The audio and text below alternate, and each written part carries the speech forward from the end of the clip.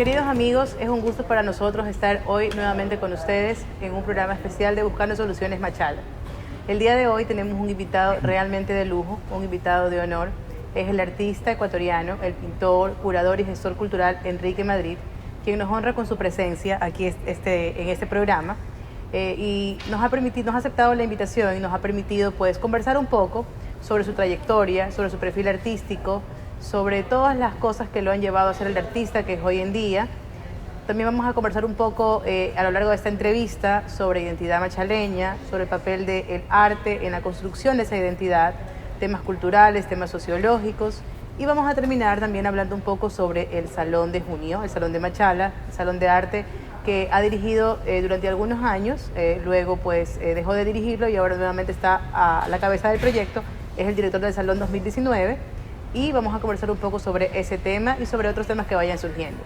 Antes que nada quisiera pues agradecerles por su sintonía y por su audiencia. Para nosotros es realmente un gusto poder transmitirles mensajes importantes y, como lo dice el nombre de nuestro programa, Buscando Soluciones, lo que pretende es identificar problemáticas o situaciones que estén afectando al desarrollo de Machala y plantear, si no soluciones, quizá ideas o luces para irlas resolviendo poco a poco como ciudadanos que somos.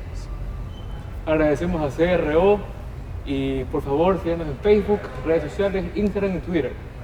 Ahora sí iniciamos con la ronda de preguntas y entrevistas, que más que entrevistas es un conversatorio.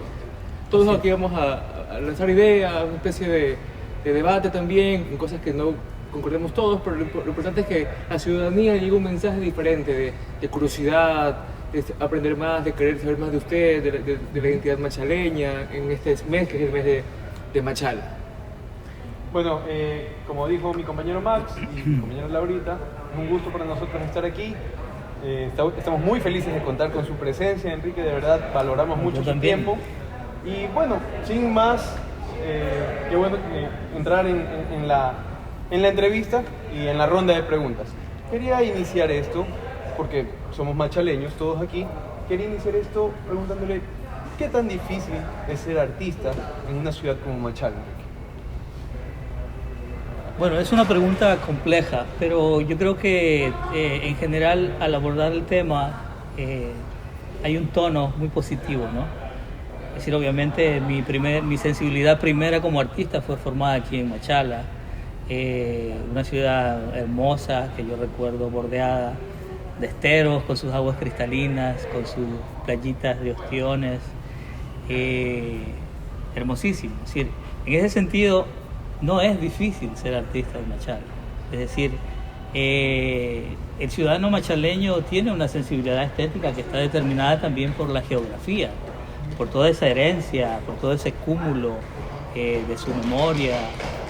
Tal vez la pregunta sería, ¿qué tan difícil es vivir como artista, ¿no? Y en ese punto, pues sí es un poco complejo.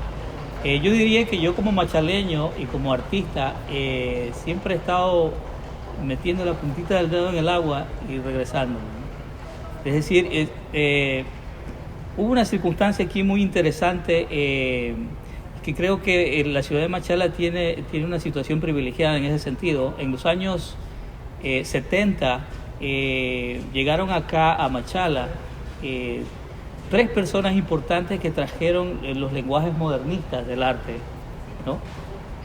Y que educaron, y eran educadores que trabajaron con gente de origen muy popular, ¿no? En ese contexto yo me formé y casi como a contracorriente tuvimos un proceso de educación formal en el arte que fue muy interesante, ¿no?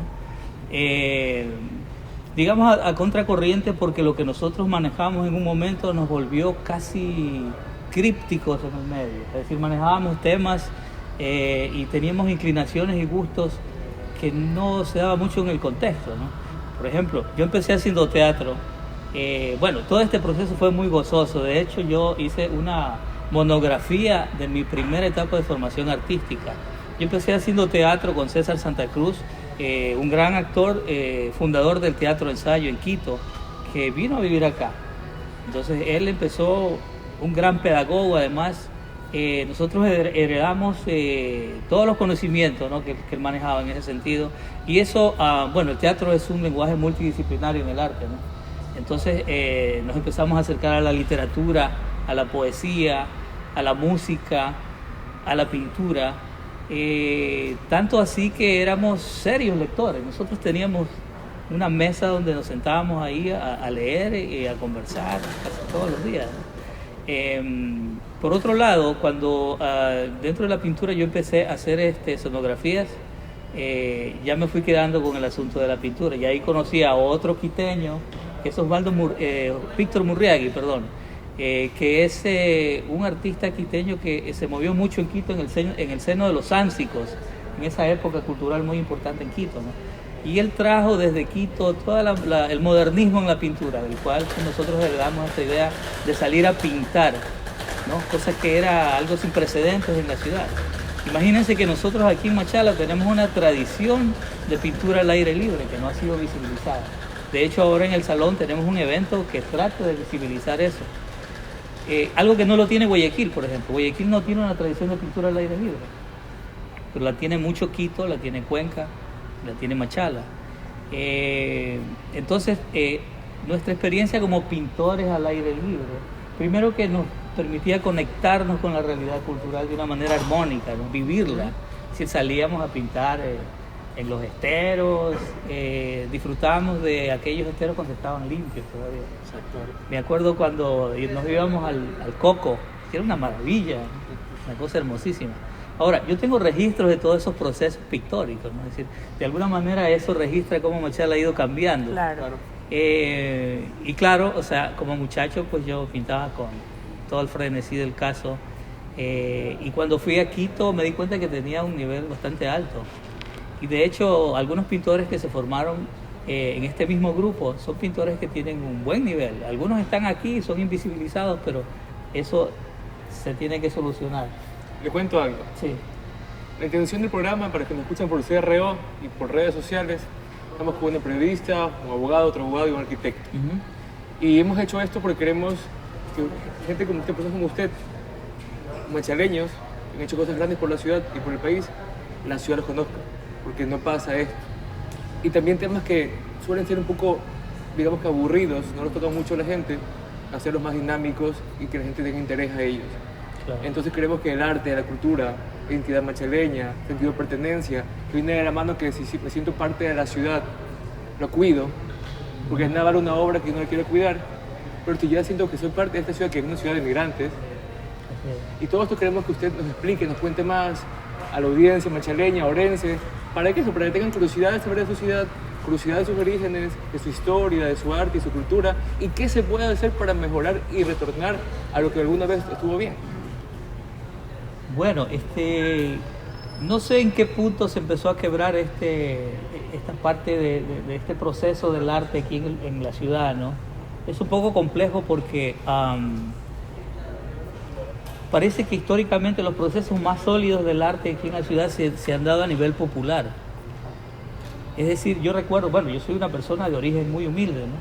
Recuerdo que tenía acceso a una formación, tenía acceso a los libros por coyunturas de las que ya me he referido, ¿no? Pero eso no se daba en otras personas, inclusive que tenían la posibilidad de una mejor educación. De tal manera que, a ver, en los años 70, 80 ya hubo un movimiento de cultura popular aquí bastante interesante, que es lo que yo les contaba fuera de cámaras de la toma del Teatro Municipal, que era exactamente en donde está el Centro Luz Victoria Rivera de Mora antes. Quienes hicimos eso, un poco cansados de que ese espacio se lo mal utilizaba, con los detalles que ya les conté, era un espacio de proyección pornográfica.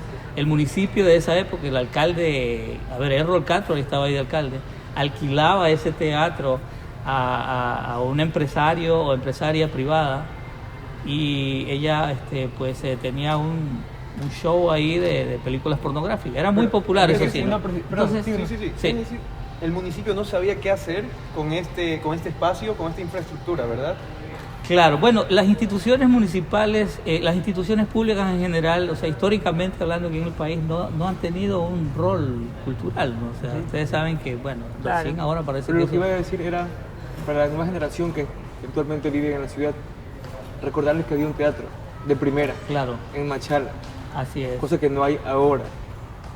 Bueno, Machala vivió una época de auge en ese sentido, ¿no? Pero hay que tomar en cuenta una cosa. Aquí en Machala siempre ha habido esta dicotomía de alta cultura y baja cultura, ¿no? Que son nociones un poco prejuiciadas de lo que es la cultura. Sí hubo aquí una época en que se apreciaba Machala, que tenía su buen teatro, como digamos, un teatro con todos los niveles, ¿no? De estándar, de alta calidad, dentro de la época del auge cacautero, etcétera, ¿no? Pero ahí mismo y por ese mismo proceso se creó un prejuicio sobre lo que es arte y qué es cultura, ¿no? Entonces lo que yo quería es un poco contrastar estas dos situaciones, ¿no? Luego se dio un proceso de teatro, de arte popular, bastante popular y con niveles, ¿no? Entonces esa gente, con esos intereses fuimos los que nos tomamos ese teatro, porque bueno, el municipio tenía un teatro. Y había que hacer algo para rescatar ese espacio. Claro, entonces éramos tan inocentes, ¿no? Un poco románticos si se quieren, que lo único que nosotros queríamos era tener ese espacio. Bueno, el romanticismo en el sentido estricto de la palabra es evocar la nostalgia, evocar lo puro, y eso es lo que usted dice que ustedes eran en ese momento, ¿no? Bueno, tal vez en ese sentido no exactamente, ¿no? Sino en el sentido de la falta de práctica, de no ser realistas, ¿no? O sea, Claro, un poco... Ingenuo. Pero Claro. ¿no cree que tal vez eso trasladado al día de hoy sea lo que necesitemos como alguien que se arriesgue? No alguien, un grupo, como en aquella época, para que impulsen nuevamente no solo El arte en la ciudad. Bueno, Sí, el arte yo en sus creo que diferentes sí. ramas, Ajá, ¿no? sí, porque bueno, realmente ahí lo que había es una convicción bastante profunda sobre el arte, ¿no? Es decir, el grupo de artistas que manejábamos este teatro, ya cuando pues, nosotros nos tomamos ese teatro, y ahí les cuento que encontramos cosas terribles. Y eso yo recién estoy reconstruyendo esa memoria, porque eso desapareció. había documentación. Nadie sabe de eso ahora. Pero eso fue una cosa súper fuerte. Y en ese teatro se hizo un movimiento cultural súper fuerte, absolutamente conectado con la comunidad. Y realmente sí, había convicción. Y pues obviamente eso es lo que se necesita ahora también, ¿no? Se trabajó en ese teatro durante algunos años. Bueno, yo al cumplir los 19 años me fui a estudiar a Quito y cada vez me alejaba más de este proceso. Pero siempre hubo como este clash, este choque entre el grupo, digamos, de Machala que piensa que la cultura es una cosa y el otro grupo que piensa que la cultura es otra cosa. Y como conversábamos, las culturas son muchas cosas unidas, ¿no? La unión de Exacto. muchos factores, de muchas circunstancias. Exacto, pero aquí viene otra situación. A partir de esa experiencia, casi todos los artistas de esa época, que éramos artistas populares, teníamos una orientación ideológica que no era precisamente de derecha. Entonces ahí hubo un cisma, ¿no? Y eso de alguna manera se institucionalizó con el alcalde Falqués. Es decir, Falqués Batallas. Sí, con Falqués Batallas. Sí, se creó ahí, en ese mismo lugar se creó el Teatro Municipal, el Centro de Arte de Luis Victoria Rivera de Mora, y se manejó una política absolutamente excluyente de la cultura. O sea, era totalmente lo opuesto a lo otro, ¿no? Claro.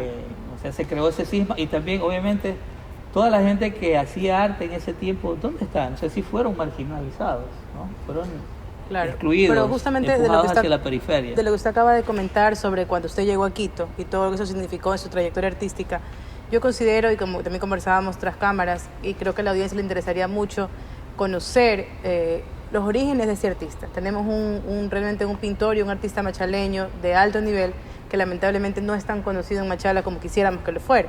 Quisiéramos que nos cuente un poco cómo fueron, ya nos contó que se inició en el teatro, pero cómo fueron sus orígenes pictóricos, leíamos un poco la documentación que usted nos compartió y cómo fueron esos orígenes pictóricos y cómo se transformaron un poquito cuando llegó a Quito y se encontró pues con todo el bagaje cultural que representaba la capital en ese momento.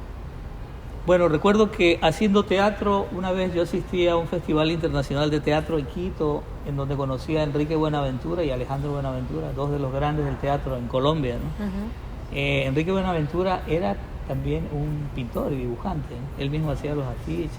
O sea, eso es lo hermoso del teatro, que es multidisciplinario, ¿no? Es decir, puedes cultivar una serie de lenguajes.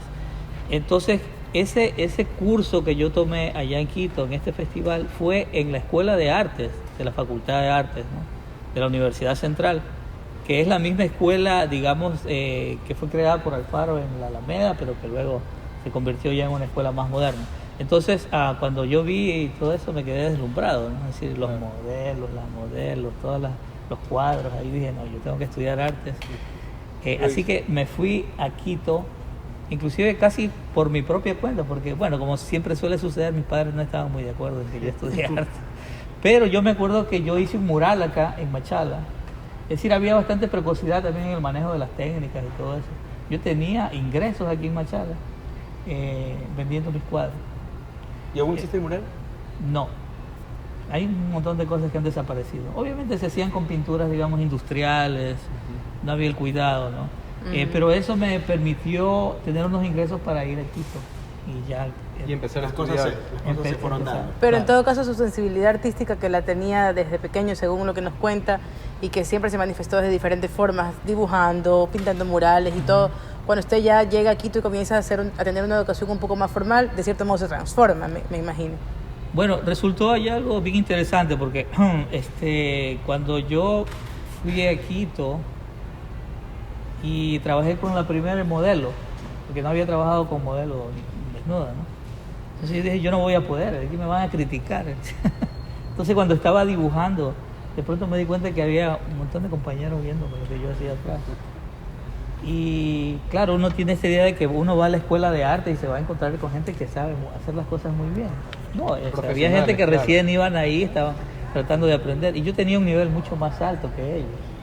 Es decir, yo estaba ya bastante desarrollado. De hecho, el dibujo figurativo, Y eso la fue por lo acuarela. vivido aquí en Machala. Exactamente, era el proceso de aprendizaje acá. De hecho, yo cuando llegué a Quito, al año yo gané un premio nacional. Y de jurado estuvo Guayasamín, Kickman y Villasís. Ellos estaban de jurado, ¿verdad? Sí, ellos estuvieron de jurado, sí. Pero eso fue Qué interesante. un proceso que se dio acá, en Machala.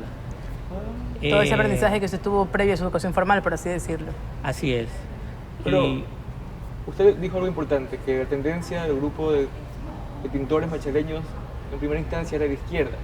Ujú. Y Guayasamín, que fue también su jurado, Ajá. yo fui a la Capilla del Hombre, Sí, la pilla del hombre. que está la obra Guayasamín aquí en el Ecuador, una parte de ella, y comencé primero con la capilla, porque suelen comenzar con la casa y después la capilla, pero yo comencé con la capilla, donde expresa el dolor indígena, el dolor del hombre, en fin, crisis social.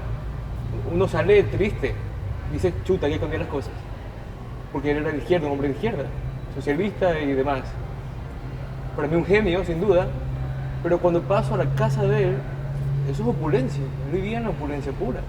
Un televisor gigante, una casa gigante, tenía muchísimo dinero y bueno, parece que no le olvidó el dolor indígena. Y sí creo yo que eso del tinte socialista en la pintura a veces se olvida cuando ya llego a la fama y ya comienzo a expresar mi opulencia y mi grandeza con cómo vivo. Claro, bueno, el poder es una cosa realmente... Que cambia a las personas. Sí, Claro, puede cambiar, ¿no? Y sí se necesita mucha convicción. necesitamos también que, ok, expresar el arte, el dolor, pero si no hay gente que me compre este dolor, también es importante que tengan el bolsillito lleno para que me puedan comprar mi arte y se Bueno, pueda claro. más. Pero eso, Pero yo creo que, o sea, cuando se refiere a una ideología de izquierda, lo ve como una ideología progresista que busca, no sé, el cambio, innovar. Y en este sentido, o sea, no lo relacionaría tanto como estar en contra de la opulencia o el capital, porque sin duda nuestro sistema es el capitalista y por más que uno tenga ciertas ideología apegada a temas de izquierda, no significa que puedes desligarte de tu realidad. que Vivimos es- en un estado capitalista. claro, realmente. pero si te pones a pensar, y en el transcurso de la historia, bastantes artistas siempre han estado involucrados o han estado, digamos así, Afiliados. inclinados por la izquierda, por la ideología de izquierda, y puede ser capaz de un tinte más social, pero siempre lo han estado. Entonces, Ujú, claro, es verdad. siempre ha habido una conexión entre el arte y digamos, La sí, ideología. de izquierda. Y puede ser que esto sea simplemente el ser humano tratando de llegar al humano. Claro. Y busca identificarlo Algo como sencillo. una ideología, porque nos tienen establecidos que tienes que ser de izquierda o de derecha, y tal vez, bueno, la izquierda se parece más a lo que yo busco. Lo que creo buscar. Exacto, entonces, pero yo al fin lo veo más como sensibilizarse ante la sociedad, ¿no? Sí, Pero el tema Guayasamín es debatible, o sea, si hay una gran diferencia entre cómo alguien empieza a favor del indígena y termina, bueno, pues viviendo diferente. Pero también es importante, y no sé si les parezca a ustedes, incluso a nuestro invitado, que exista esto, ¿no? Que exista personas que se rebelen en contra del sistema, y los artistas juegan un papel fundamental en ese aspecto, porque siempre han estado así, en protestas, no solo protestas en la calle, me refiero, sino desde su punto de vista, desde su arte. Entonces siempre es bueno también tener una contrapartida para que no solo sean las todo cosas monótono. de un lado, y sea también un poco equilibrado el asunto. Sí, quisiéramos saber qué opina de todos estos opina? temas nuestro invitado. Que ya todos tenemos que hablar, ¿no? Bueno, primero que todo, el arte es un hecho de lenguaje, ¿no? Es decir, si tú sigues la biografía de muchos artistas, o sea, una cosa es el arte y otra cosa es su vida. Es decir, hay conexión obviamente, pero cuando tú, por ejemplo, ves una obra de Guayasamín, que yo lo considero que es un gran pintor, y su obra está consumada y representa una época, y hay mucha coherencia y fuerza plástica, y que funciona en ese sentido, ¿no? Es decir, si algo tenemos que conservar es la obra de Guayasamín, ¿no? El hecho de que, o sea, realmente queda secundario el hecho de que si él se compraba un televisor, digamos que eso no creo que tenga relevancia en el tiempo, ¿no? Es su trascendencia como artista en todo caso. Lo importante es que él logró consumar en ese espacio de creación pictórica una obra trascendente, con una capacidad comunicacional y con un virtuosismo persuasivo, si se quiere, ¿no? Muy funcional, muy efectivo. Ahora, obviamente, él era un comunista, o sea, él estaba dentro de una coyuntura política, que era una coyuntura bastante fuerte aquí, y que desde el mismo indigenismo nosotros entendemos qué es lo que el indigenismo planteaba. O sea, el indigenismo no era una voz del indígena, el indigenismo era un movimiento que desde una posición social trataba de reivindicar una visión casi exógena del indígena. Es verdad. Es decir, no es el mismo indígena que habla de sí mismo. Es una visión de terceros, por así decirlo. Lo que ve el artista. Es lo que se llama el ventriloquismo cultural, ¿no? Es decir, si el indígena no puede hablar, entonces, como dicen en la sierra, claro, le vamos a dar dando hablando. Entonces, o sea, son temas bastante complejos. Bueno, primero que me alegro que haya un programa cultural aquí en Machala, cultural en el sentido de que la cultura es todo, ¿no? Y que ustedes se preocupan por enlazar la política con la memoria, la historia, la cultura artística, el campo artístico, y es un espacio para celebrar, y espero que la gente escuche este programa acá, ¿no? Bueno, además que siento que hay un dinamismo y una convicción en ustedes que es súper importante. Sí, muchas Por favor, gracias. compartan Realmente. en redes. Efectivamente, eso esperamos todos. Y ya que estamos entrando un poquito ya al tema de Machala, quería preguntarle, Enrique, en Machala, ¿cómo podríamos hacer para incentivar el arte? Como sociedad, como ciudadanía, ¿qué podríamos hacer? ¿Qué consejos nos podría dar? Yo creo que hay dos áreas que son clave, ¿no? Lo uno es que realmente las instituciones públicas tomen esa área como lo que es, un espacio trascendente, un espacio que realmente puede definir la calidad de vida de los ciudadanos. Eso no sucede, y mientras eso no suceda, las cosas van a estar aquí en una situación, no sé si soy muy drástico, pero sí podría decir deplorable. Yo me fui de aquí a los 18 años, pero siempre he estado en contacto. Es más, siempre me han interesado los proyectos, he estado vinculado a la ciudad porque amo Machala, ¿no?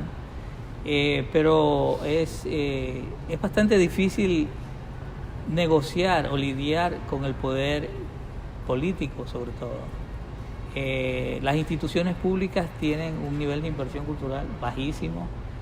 Ahora, creo que también es cuestión de cómo los artistas, los actores culturales y mediadores puedan aprender a negociar con esos otros espacios, ¿no? Para poder construir una política cultural que sea perenne, ¿no? Que no sea que no sea tan frágil, vulnerable o sujeta a los caprichos o a la veleidosidad de los políticos o de las personas que están en instancias de poder. Eso es una parte. Por otro lado, que esos puestos son puestos difíciles en el sentido de que si son parte de un botín político, difícilmente se va a poner ahí a una persona que realmente tenga la preparación para manejar eso. Lo que se llaman las cuotas políticas, ¿no? Sí, el asunto de la cultura es un asunto bastante complejo. O sea, hemos heredado nociones que son demasiado anacrónicas sobre cultura, ¿no? Es decir, es como que la cultura, bueno, ¿qué es cultura? Es esto, pero en realidad la cultura es un área de conocimiento complejísimo. Y la toma de decisiones en el campo de la cultura es algo muy delicado. Y que una persona esté en un área y que tome decisiones y que diseñe políticas culturales de una manera antojadiza e incipiente tiene resultados drásticos, ¿no? Eso es una parte que hay que cambiar. Si eso no cambia, por otro lado, eso también ha generado una erosión de la autoestima del artista en nuestro medio. Es decir, el artista que no crece y que más bien está un poco preocupado por supervivir. Es decir, ya no vivir súper como vivimos los artistas, sino supervivir. Y en un espacio con una oferta tan reducida, ¿no? Entonces inclusive se dan los roces entre artistas y ese tipo de cosas. Cuando el artista lo que debería estar es en su área, creando, produciendo. Ojo que el artista no solamente produce objetos, o sea, la concepción del artista es de un ser que está inserto en una sociedad y que la contempla y que la cuestiona y que busca la posibilidad de una lectura diferente de esa realidad. Esa dinámica puede cambiar las cosas. Es decir, cuando un poeta escribe una oda a una cuchara, está dándole otra dimensión a esa cuchara. Cuando yo, que soy acuarelista, veo en esa botella, no una botella de agua, yo veo un espectáculo ahí. Estoy diciéndole a la gente, miren, este es el mundo que nosotros tenemos alrededor, miremoslo así, ¿no? Entonces hay un rol en el arte que es súper potente, ¿no? Y si eso se empieza a apagar, si la creatividad ya no es esa herramienta con capacidad de subvertir las cosas, entonces ¿cuál es el rol del artista? Justamente de lo que usted comenta, me surge una idea que me parece interesante y que creo que también pues a nuestros oyentes les interesaría mucho. Usted hablaba de que el artista no solamente pinta o esculpe o actúa, dependiendo de lo que haga, sino que también contempla la sociedad, como acaba de poner el ejemplo. En este contexto, ¿qué papel cree usted que tiene la investigación o la curiosidad académica en la formación de este lenguaje del artista? En el contexto de Machala, de la ciudad. O tal vez en el contexto del artista en general, y luego lo aterrizamos más al arte en Machala, pero en general, ¿cuál cree que es ese papel que tiene la investigación y la curiosidad científica o académica o sociológica, como la queramos llamar, en la formación del lenguaje del artista? Bueno, esencialmente lo que determina la calidad del artista y del arte es el mundo de las ideas. Digamos que una pericia formal no te lleva a una obra trascendente. Puede llevarte a una artesanía trascendente, digámoslo así, ¿no? Pero el artista y su obra participan del mundo de las ideas. Y dentro de ese mundo de las ideas hay una toma de posición, ¿cierto? Y también hay decisiones estéticas. También está la memoria, está la historia. Un proyecto de una obra es un proyecto de investigación, ¿cierto? Los sentidos que el artista trabaja en su obra están construidos considerando cómo la gente lee esas obras también, cómo se generan sentidos al ver tal o cual objeto. El artista es un trabajador cultural, es un operador de signos culturales, ¿no? Un demiurgo, una especie de reorganizador de sentidos, ¿no? Pero usted dijo algo muy importante ahí, estudiar la historia. En Machala hay muchos murales, hay gente joven que los admiro y los aplaudo, que por lo menos salen a dar color a la ciudad, pero es una mezcla entre culturas precolombinas que no eran ni siquiera América del Sur, con Banano, que es una especie introducida Entonces no sé si ahí faltó un poquito también de aprender de que, bueno, no somos mayas, ni aztecas, Claro. hay símbolos mayas y aztecas, y que el banano no tiene relación con los mayas y los aztecas, mucho menos con Así es. Machala. Ahí, por ejemplo, ¿qué se puede hacer para que la ciudadanía entienda que Machala va más allá del banano? Bueno, yo pienso que, por ejemplo, partiendo de la comunidad artística, ¿no? Creo que es esencial aquí que se cree una coyuntura de manera que la confrontación de ideas, la discusión, las propuestas se conviertan en algo natural, cotidiano, ¿no? Es decir, sí estamos todavía en un estado en Machala en que si uno critica una obra, un producto artístico de algún colega, y si lo evalúa de una manera honesta, pues se enoja. O sea, el arte realmente vive de las lecturas que se hace de él, ¿no? Sí, porque el arte no existe si tú no lo lees. Sí, Si como tú todo haces proceso una de- obra y la guardas en tu cuarto, eso no tiene ninguna... No existe como arte porque Claro. el objeto es una parte. La lectura de eso completa el sentido, ¿no? Entonces, a ver, yo cuestioné ese mural que lo hicieron como parte del Salón Machala en la edición 2017. Ahí, por ejemplo, hay una confusión, o sea, hay una intención de representar cierta ancestralidad en el banano, que es una pretensión. O sea, Claro. es totalmente impreciso eso, ¿no? Porque, o sea, primero que lo que uno ve es una hacienda ahí precolombina, tiene un sentido de hacienda, de un monocultivo precolombino, o sea, es totalmente absurdo realmente, ¿no? Entonces lo que falta ahí sí es un proceso, digamos, de investigación, de justeza histórica, o ese tipo de cosas, ¿no? Es decir, eso es súper delicado en el arte porque, o sea, no parece que es fácil hacer arte en el sentido de que coges un pincel y rellenas los espacios, pero eso simplemente es el resultado de un proceso. Podría ser que los artistas hoy por hoy no le están dando la merecida atención a la parte investigativa, porque los que hacen la lectura del resultado de su obra tampoco le van a dar la atención necesaria, no están, digamos, a la Sensibilizado. altura de una obra más alta. Puede que suene Sí, algo sí, fuerte, te entiendo lo que me dices y ese es un punto súper importante, porque ahí, por ejemplo, ese es un síntoma de una falta de autocrítica y de honestidad creativa, porque no importa dónde tú estés, lo que tú tienes que hacer tiene que trascenderte a ti mismo, o sea, esa es la manera en que el arte progresa, Actúa. ¿no? El arte se desarrolla. Y ese es un problema que hay aquí. Por ejemplo, en Machala tenemos un montón de personas que dicen que son artistas y no lo son, que son mediadores culturales y no lo son, pero sin embargo están en espacios ganados.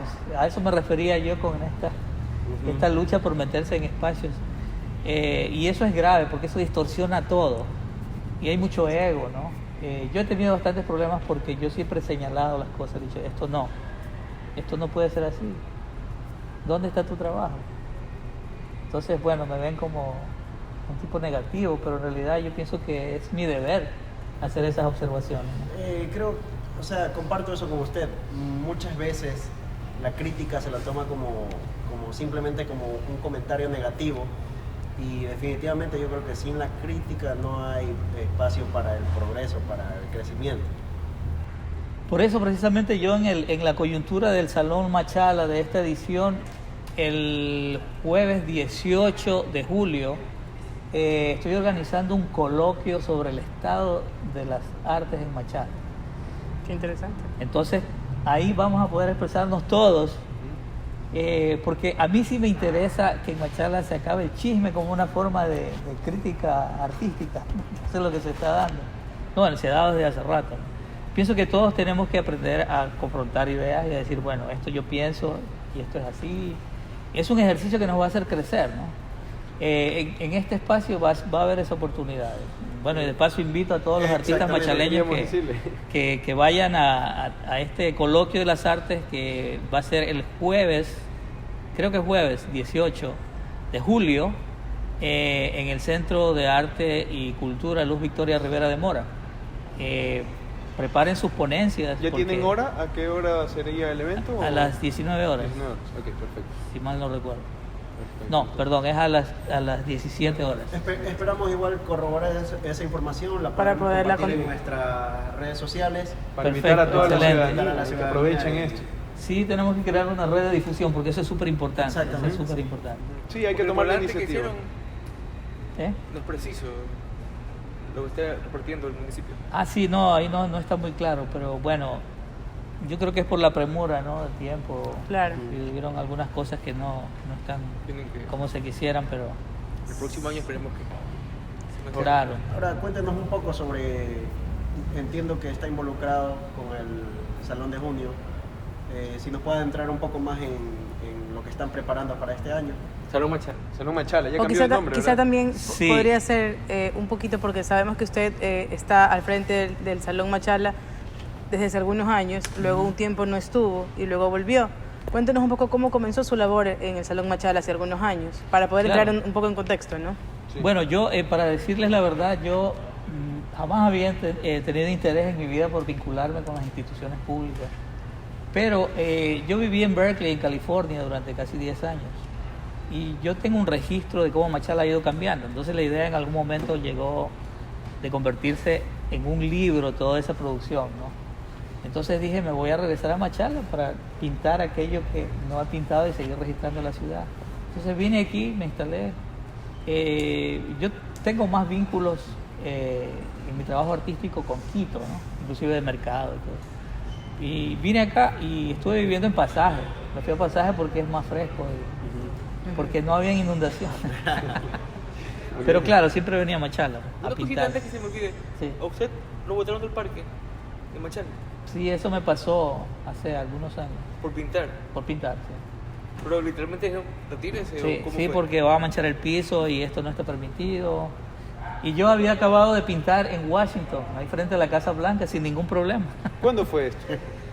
A ver, esto creo que fue en el 2008. Parecería mentira, ¿no? Sí, Es increíble Ok. que los espacios públicos se privaticen. Exacto. Se privaticen, ¿cómo? A veces no solo con rejas, sino con reglas absurdas que no permiten que la sociedad sea, ¿no? Ujú. claro, no, y eso inclusive está claro que es contra la ley, o sea, eso es un quebrantamiento de los derechos logrados sobre el acceso a la cultura y todo eso, la utilización de los espacios Espacios públicos. Y este espacio es para eso, Así es. para que la ciudadanía entienda que tiene derechos y está más allá de la voluntad política o de cómo amaneció el alcalde en turno. Así es. Esa parte yo estoy tratando de fortalecerla en el salón, en esta edición. Debo confesar que hay mucha más flexibilidad en manejar eso, ¿no? De hecho, creo que la posición del alcalde es darle el espacio a la cultura popular de Machala, que los artistas circulen en Machala, que hay Ya no nos van a botar del parque. un respaldo, que parece que eso va a cambiar. Esperemos, De hecho, esperemos. yo hice una propuesta en el proyecto del Salón para este año de artistas pintando la ciudad. Es decir, artistas de diferentes partes del Ecuador y artistas de aquí de Machala, la mayoría, que se van a apostar en diferentes partes de la ciudad, no solo en el centro, ¿no? Es decir, buscando espacios que tienen que ser visibilizados, tratando de recuperar una simbología que de alguna manera fue desplazada, ¿no? Nuestro mar, por ejemplo. Sistemáticamente, exacto. Me interesa mucho que se visibilice y se entienda la ciudad, que se entienda Machala como una ciudad marítima, es decir, con una ancestralidad ligada al mar. Tiene esa vocación. Así es, sí, o sea, históricamente, pues, y inclusive ancestralmente, pues hay esa referencia del mar siempre, ¿no? Lastimosamente, pues, por ejemplo, Puerto Bolívar estuvo, o todavía está, en cierta parte, está como guetizada, ¿no? Exactamente. Sí. Claro.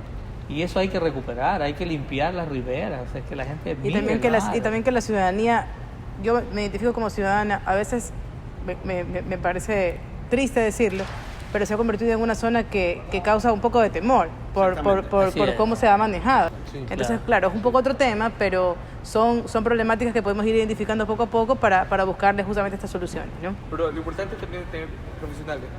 Ni los arquitectos. Yo veía el Malecón 2000, por ejemplo, bonito, en mi ignorancia.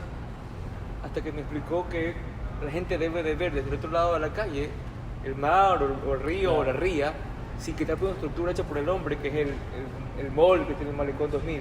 Exactamente. O sea, hay que buscar proyectos. Tenemos un potencial ahí en el puerto. Entonces se deben buscar proyectos que fortalezcan la relación, como acaba de decirlo, de ese vínculo que tiene Machala, la ciudad, con el mar, y no romperlo con algo que simplemente llene a los ojos nada más. Así es.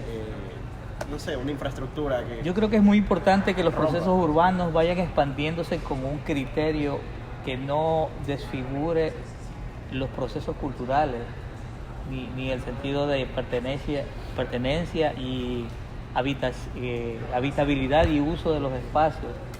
Es decir, someter a una ciudad a un proceso de gentrificación, que es con lo que pasa en Guayaquil, convertir los espacios en supuestas áreas de activación económicas, pero a costa de qué, de que su esencia cultural sea desplazada. Es complejo, ¿no? Es lo que ha estado pasando aquí, digamos, un modelo de desarrollo que de alguna manera copia Una mala lo que pasa en Guayaquil, ¿no? Una copia de una copia que se va desvirtuando.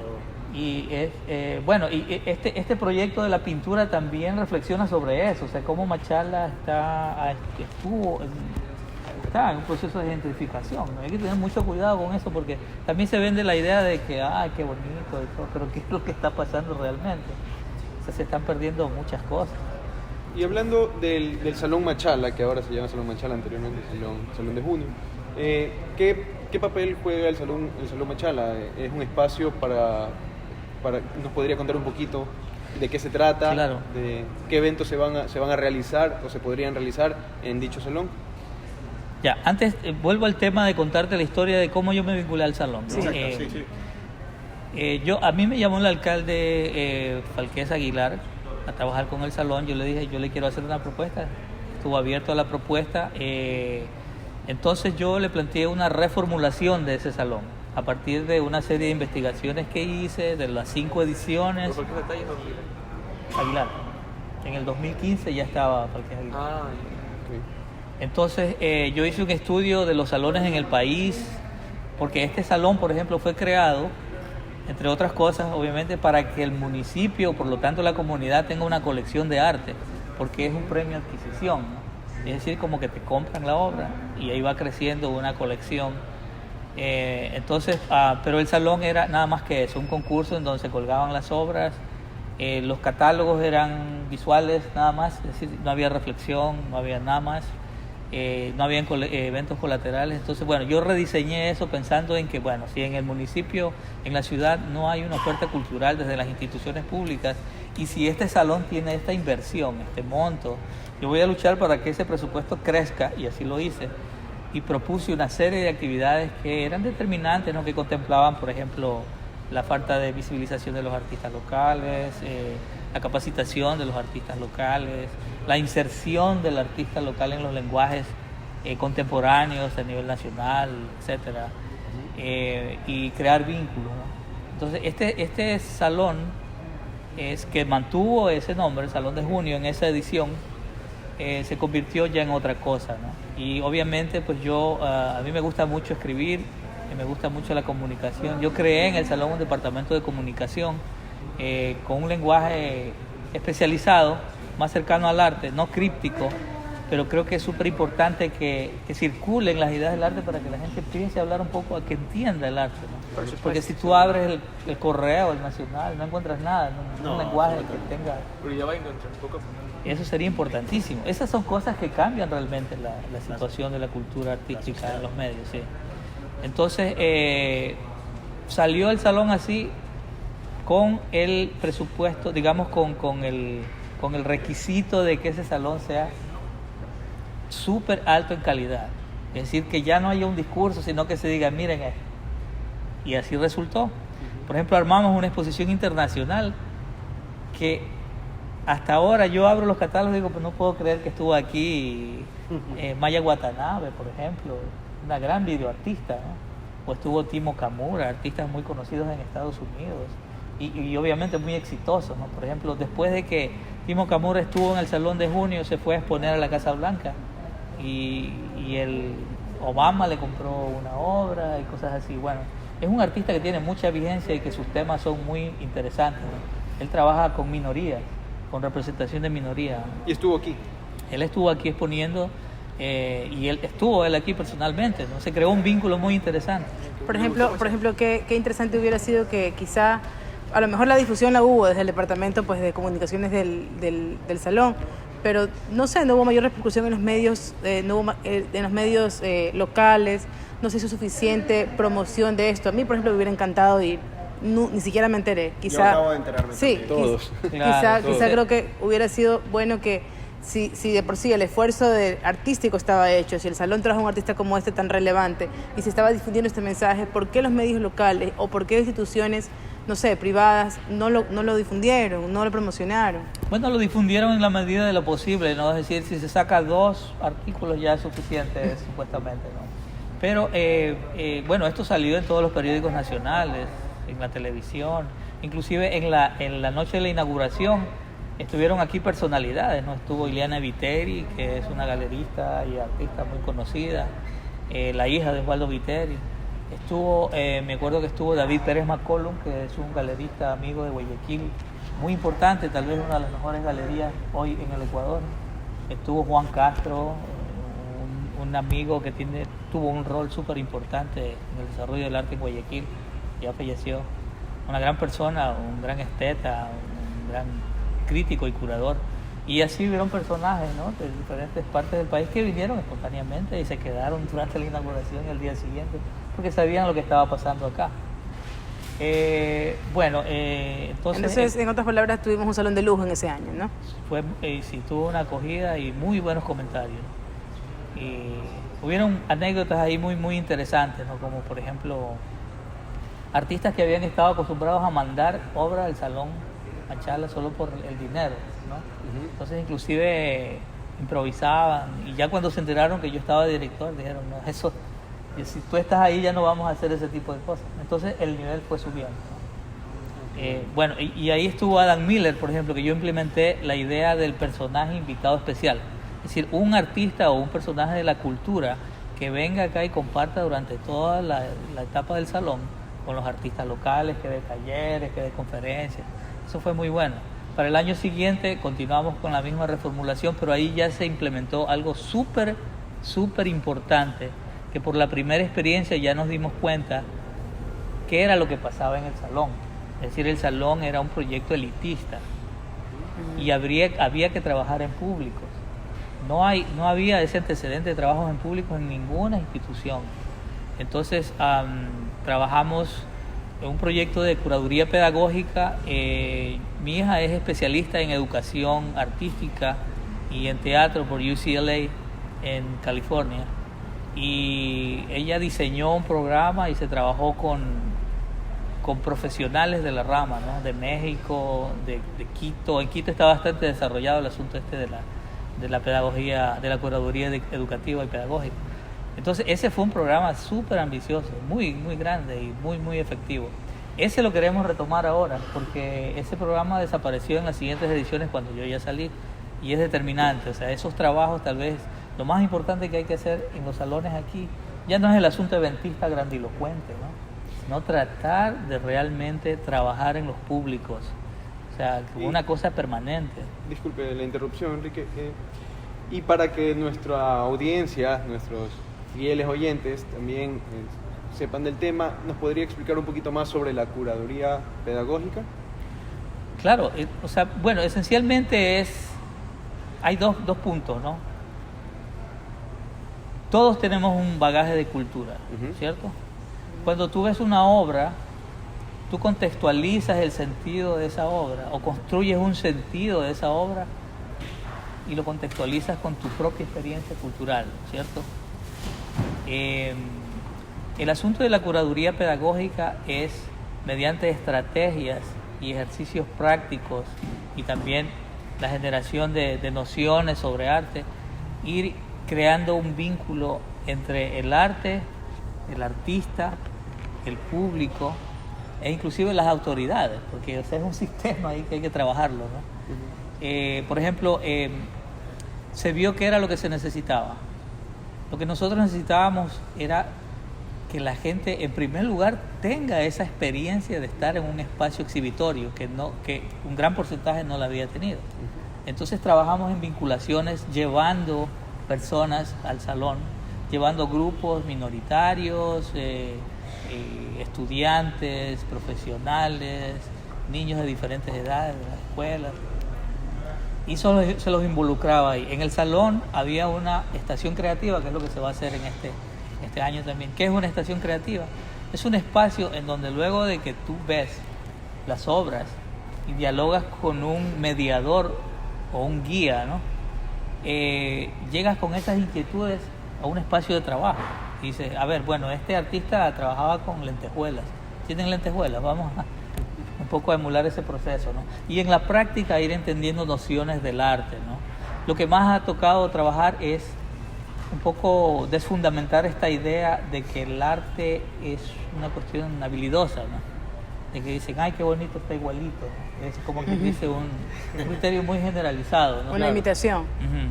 Pero estamos perdiéndonos de entrar realmente en el mundo del arte si nos manejamos solo con ese criterio. Entonces, trabajar con eso, ¿no? Otra cosa que detectamos es que, y ahí nos preocupó el asunto de cómo se está enseñando arte aquí en el medio. Y es un asunto bien delicado. Nosotros encontramos muchos niños frustrados y asustados porque ellos decían, no, es que yo no sé dibujar. Yo no sé dibujar. Entonces, obviamente, ya se exploraba un poco más cuál había sido su experiencia y había sido que, bueno, el profesor les ponía ciertos parámetros y tenían que copiar. O les daban anatomía artística a niños de 6 años, cosas así, ¿no? O sea, no era libre, O sea, el arte, el arte no es algo mecánico. Claro. Claro, entonces, y sobre todo el arte en el fondo son formas de expresión, ¿no? Así es. Y claro, hay desarrollar estrategias para que ese niño no se sienta mal. Es decir, bueno, o sea, tú no tienes que copiar igualito. Si tú eres un diseñador, por ejemplo, Claro. tú puedes diseñar mundos, puedes construir mundos. O tu interpretación con de lápiz. esa realidad también. Claro. Y ahí yo le decía a usted la importancia del arte y la cultura y la identidad machaleña, porque en nuestro caso, cuando estudiamos en Guayaquil, venimos 15 años a Machala, nuestras opciones son limitadas. Claro. Y terminamos en un traguito fuera de una casa o un bar, porque no tenemos otra opción. No hay mucho que hacer, Un claro. teatro, una concha acústica, una exposición de arte o un museo. Así es. ¿no? Bueno, Tenemos- actualmente entiendo que tenemos una opción, no sé, Una más, opción. ¿Cuál? el microteatro. Pero es privado. No, pero bueno, o sea, al arte creo que se Claro, lo pero, apunta al arte, claro, pero me al refiero ámbito que privado y no todo. tenemos una opción que nos dé el municipio o que la ciudad ofrezca a gran escala para Claro. turistas o para gente que quiere visitarnos, para decir, esto es Machala, esto es su arte, esto es su cultura, esto es su gente. Exacto. Lo que pasa es que eso Una no tiene que opción. ser esporádico, sino que tiene que ser parte de una Constante. política Algo cultural permanente, claro. establecida. Así es. Algo sólido, que tiene que ser así como se trabaja en políticas de salud pública. Políticas Se de difusión tiene que artística, trabajar en cultural. políticas culturales, porque ¿Verdad? es una necesidad Y ahí cuál vital. sería la solución. No, yo sé que no se puede decir esta vez, pero una idea de cuáles serían las opciones ¿Por para dónde se puede atacar? o de iniciar. Yo creo que la formación de la gente que trabaja en gestión cultural y los actores culturales es determinante. Yo ahorita estoy haciendo una maestría en políticas culturales precisamente pensando en eso, ¿no? Y yo mismo como artista soy consciente de que si yo solo soy artista no es que sea de cultura, tengo que formarme en cultura. Obviamente la formación del artista contemporáneo es mucho más compleja y creo que en Machala todavía no entramos a esa parte de que el artista maneja una serie de áreas de conocimiento que no le son ajenas. Es decir, tal vez la formación profesional más compleja es la de ser artista, Claro. porque no es solamente los procesos y los rudimentos técnicos, eso realmente es una cosa. El resultado del proceso. O sea, los procesos técnicos, digamos, ya son, como quien dice, la voz, pero detrás de eso tiene que haber todo un proceso, ¿no? Entonces, ahora, bueno, yo he visto que en la Universidad de las Artes están dando ese tipo de formación, que es mucho más compleja, es decir, el artista como un pensador sobre la cultura artística, El tejido sobre social, la la memoria. importancia del tejido social. Exactamente, que va conectando una cosa con otra.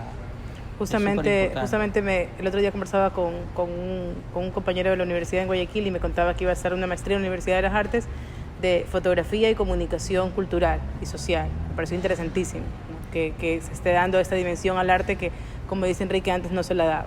Hay una maestría ahí que es súper interesante, fotografía en América Latina Esa, y sociedad. esa era la que él me comentaba. Me pareció Sí, interesantísimo porque a mí personalmente me gustan mucho todos los temas sociológicos, antropológicos. Creo que por información de periodista siempre he estado como más inclinada a eso y me pareció súper interesante y digno de resaltar que esta Universidad de las Artes esté haciendo estos proyectos. Yo creo que esa parte de la formación es súper importante. Bueno, de hecho, tenemos este programa porque hay personas que han desarrollado un nivel de conciencia e interés en áreas muy estratégicas en nuestro medio que no han sido topadas, ¿no? Pero precisamente por la formación. O sea, mientras más personas haya con un nivel de formación que puedan aportar, mucho mejor, ¿no? Lastimosamente, pues, en Machala siempre, tal vez por las condiciones prácticas, siempre estamos sujetos a que los cuadros que llegan a cierto nivel de desarrollo tienen que irse, ¿no? El asunto sería de crear las condiciones para que esa gente se quede. Yo digo, en mi caso particular, mismo cuando me pasó esto con el municipio, que todavía no les he contado lo que me pasó la vez anterior, yo tuve que irme porque la verdad nunca me habían maltratado así en mi vida. ¿Qué le pasó con el municipio? Ahora entremos justamente a ese tema. A ese tema. De todos los machaleños, cuéntenos. Bueno, yo estaba muy entusiasmado con la apertura del alcalde, se hicieron cosas muy bien hechas, un ejemplo, inclusive se comentaba que este realmente era el mejor salón de arte del país. Llegamos a ese nivel. Llegamos a ese nivel. De expectativa. Pero luego ya vino la parte del ¿y dónde está la plata? De los recortes. Claro. Bueno, desde el comienzo ya hubieron atrasos y cosas. Para empezar, por ejemplo, lo que estamos haciendo hasta ahora, eso de hacer un salón en un mes, eso es una locura. Eso es algo que no se debe hacer.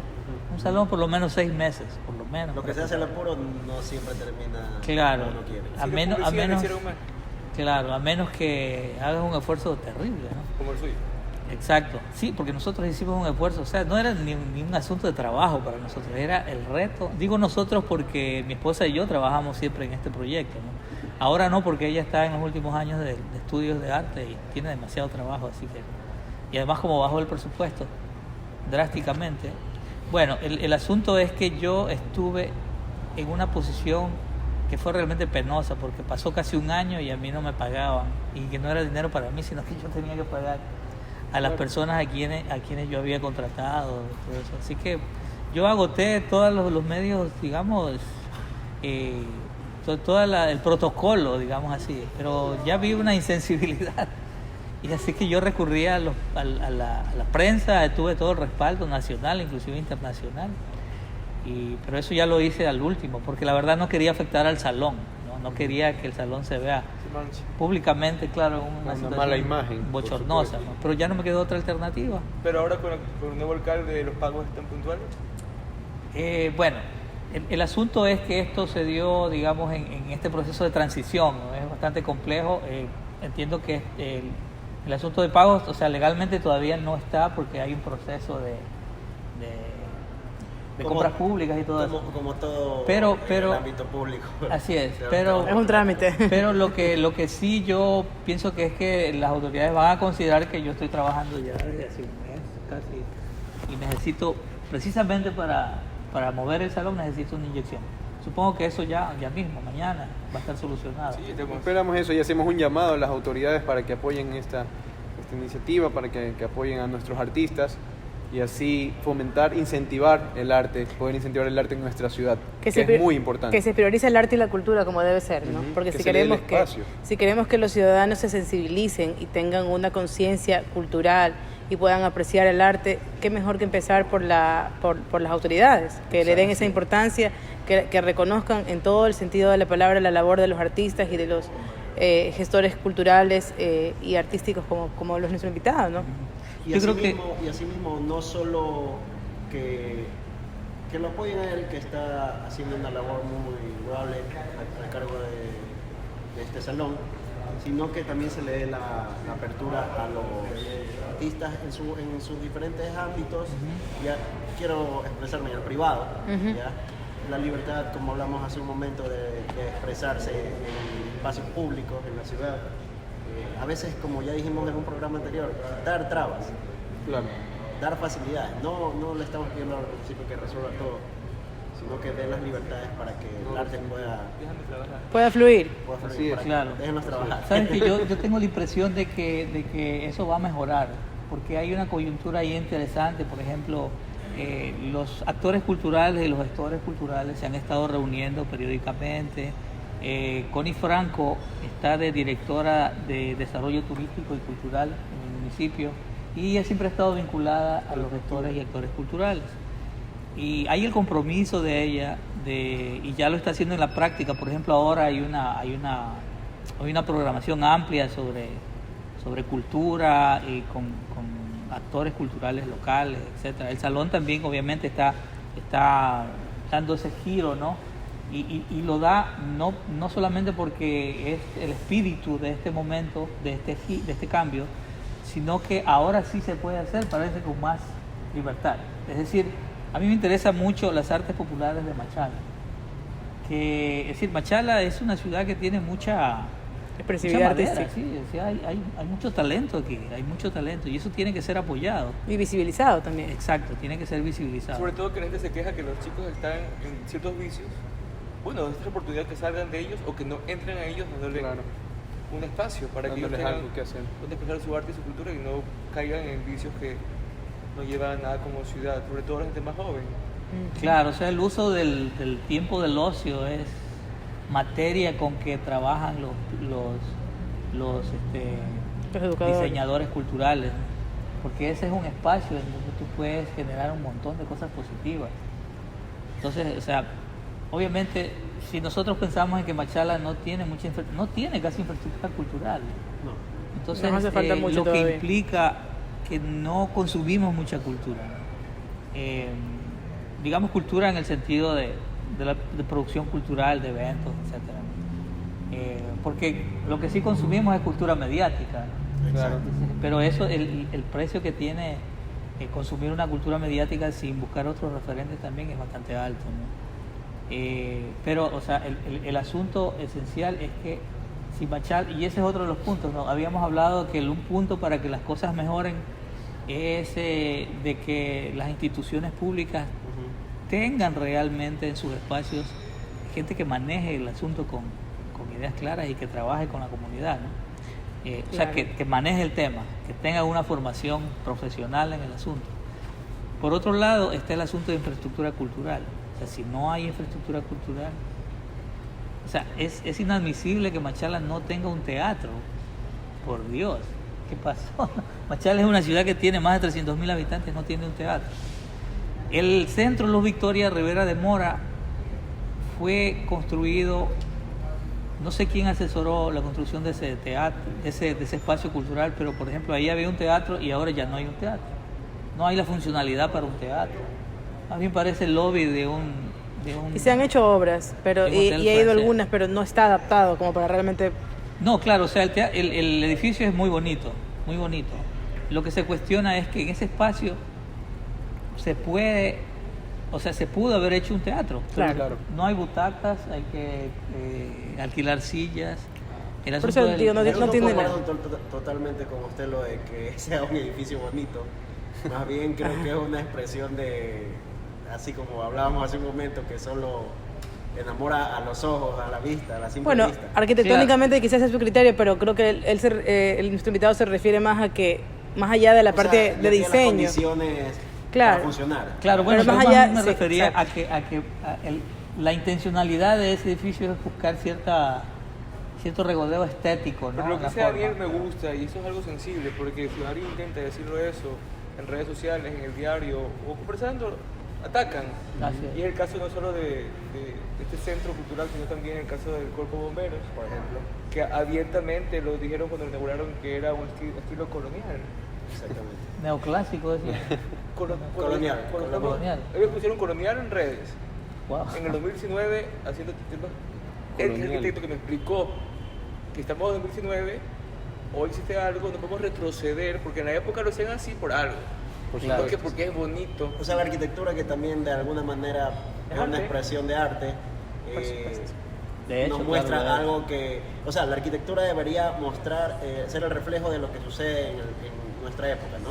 Así es. Y en estas expresiones hechas en el siglo XXI, simplemente parece como que vivimos en la añoranza de algo que... Claro. No, y de hecho lo es, o sea, desviándonos un poquito del tema, si hablamos de monumentos en otros países y todo, por ejemplo, la Catedral de Notre Dame que se quemó hace poco, o sea, su valor, uno de sus principales valores es el valor arquitectónico, porque son testimonios de determinados estilos.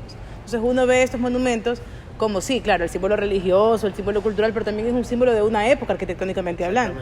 Entonces, ¿cómo podemos, como tú dices, regresar en el tiempo y hacer algo simplemente al azar porque queremos hacer un estilo colonial y no es un reflejo? También me decía algo Porque a alguien se le espectacular, ocurrió. recuerdo cuando él estudiaba y vivíamos juntos en Guayaquil, él me explicaba que, porque yo veía bonito también eso, y yo decía, qué lindo. Claro, es que uno no tiene conocimiento, A ¿no? ese bonito es el que yo me refiero. Sí, sí. Obviamente el A tema es a que complejo. algo gris, destruido, con moho que era antes ese lugar, y lo hicieron como es, lo veo bonito como un ciudadano de calle. Pero si alguien me explica, como Daniel, de que en el 2019 o en la época que se hizo, hay que hacer las cosas como se deben de ser, y él me decía de que es como ver a alguien vestido como actualmente como en los 60 o como en los 70, pero aún así mal vestido.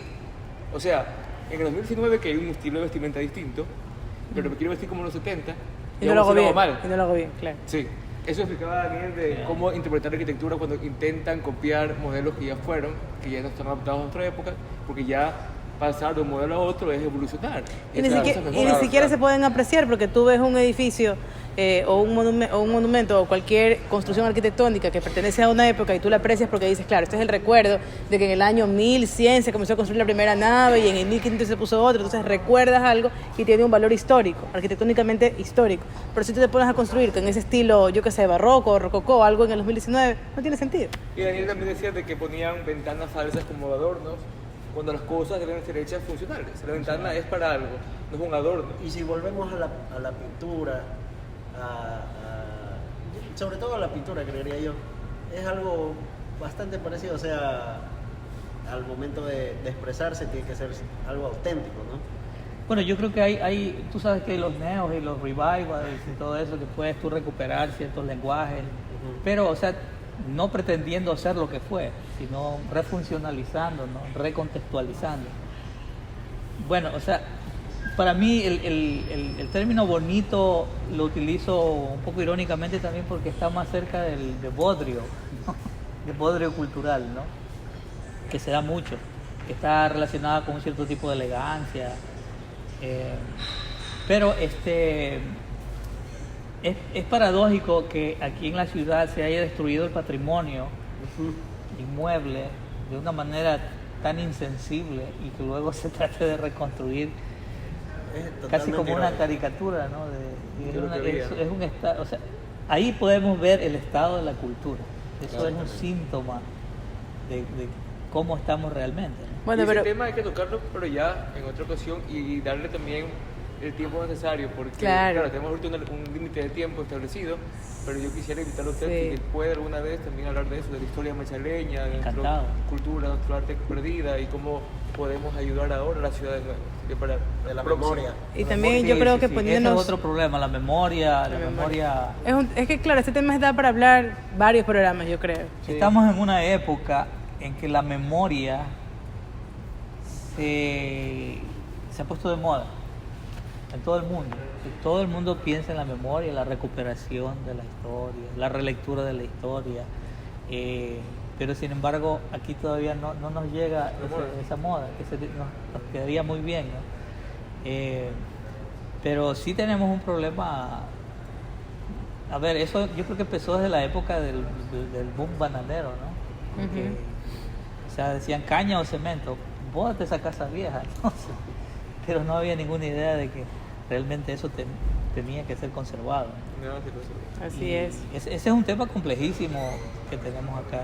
Es un Claro, tema pero bueno, súper adoptando un complejo. poquito un tono más positivo y retomando lo que estábamos conversando de que en esta nueva gestión pues se están haciendo las cosas un poco diferentes y todo, quería también plantearle la pregunta de qué opina usted sobre el Festival de Artes Machala, que va a ser la primera edición en este año.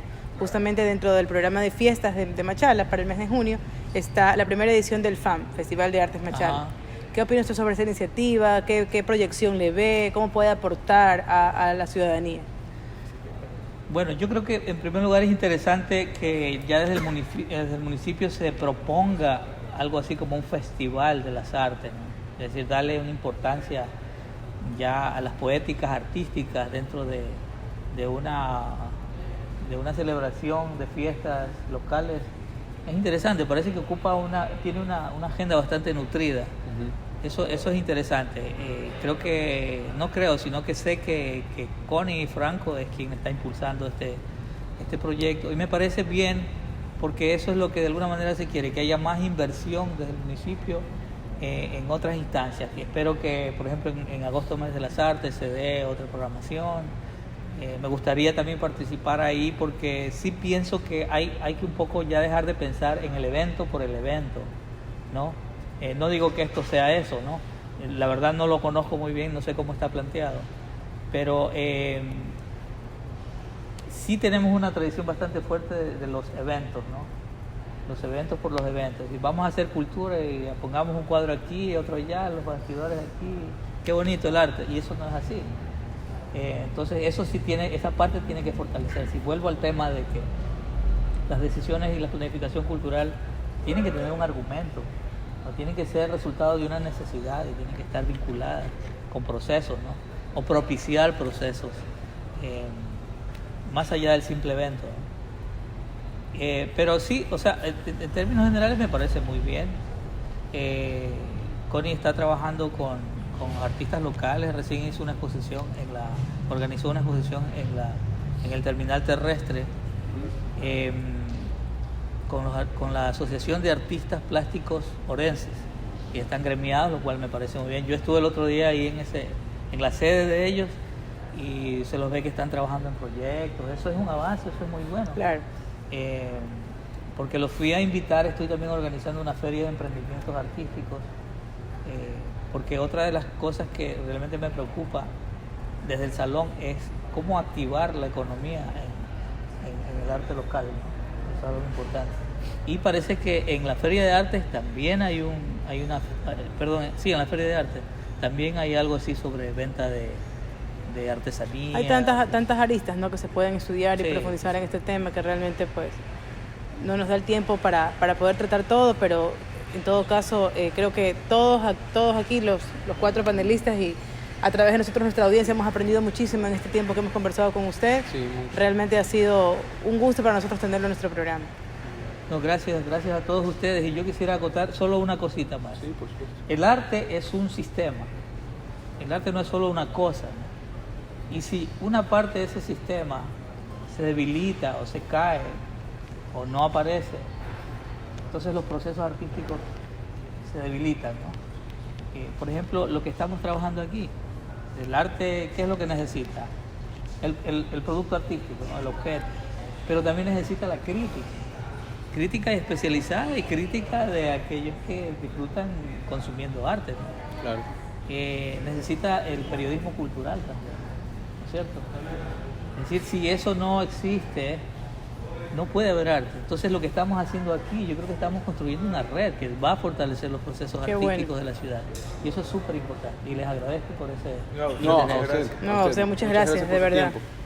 Gracias por su tiempo, y reiterar la invitación a los que nos escuchan para que visiten El Salón Machala, Salón Machala 2019. este año, 2019, a cargo del artista. Sí, Claro, todo Machala tiene que estar ahí, el 26 de junio. Ahí estaremos nosotros. ahí estaremos también nosotros, claro. Sí, Y es se diferente. inspiren, si es que entre los que nos escuchan también hay artistas que necesitaban algún impulso, algún aliciente para continuar con su labor, pues aquí está una prueba viva De que se puede hacer arte, Se puede hacer arte. y que hay que a veces luchar un poco contra corriente, pero de que vale la pena por esas expresiones que trascienden, ¿no?